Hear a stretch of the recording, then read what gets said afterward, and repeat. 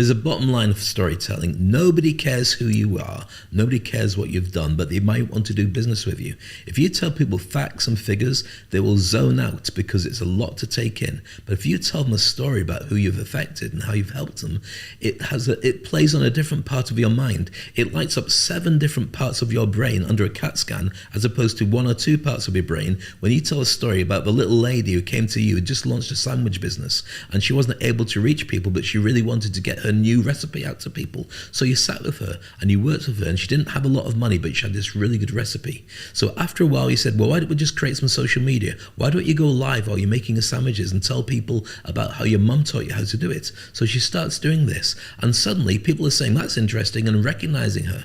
And when she said, if you'd like to have this, we're available in this store, and she was taking the sandwiches in at the beginning of the day, and they sold out, and people started to watch her show. And from that, she was able to scale. She got a team in who were making the sandwiches, and they were delivering to offices, delivering to shops, and she was able to take it to a whole new brand. As a direct result, her business went from 0 or a handful of customers to being $1 million a year business, purely because of the amplification and the fact she was genuine, and the love that went in with the sandwiches is what people felt, because it reminded them when they were growing up and their mother would make their sandwiches.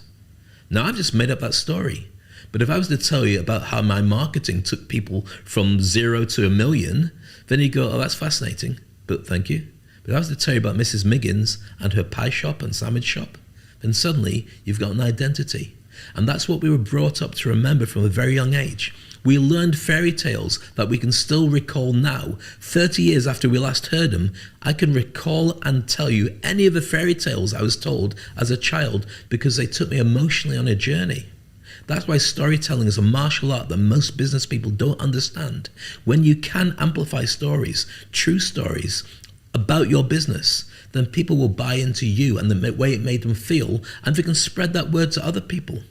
So as a key to this, for every single business person who wants to be able to unleash their stories, go through your catalog of products, go through the results you've had, write out a question for every single thing that anybody could ask you. That's a brutal question. Why did you do that? How did you do that? How do you manage to affect it? What do you do under those circumstances?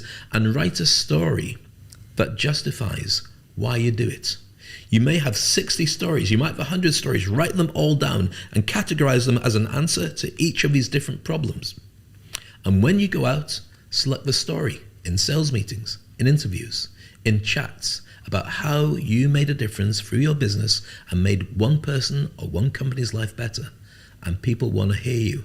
And that will amplify. Not only will people talk about you, and word of mouth will be incredible, but also you'll find yourself on stages telling your stories. And people will just say, that's the person I want to work with.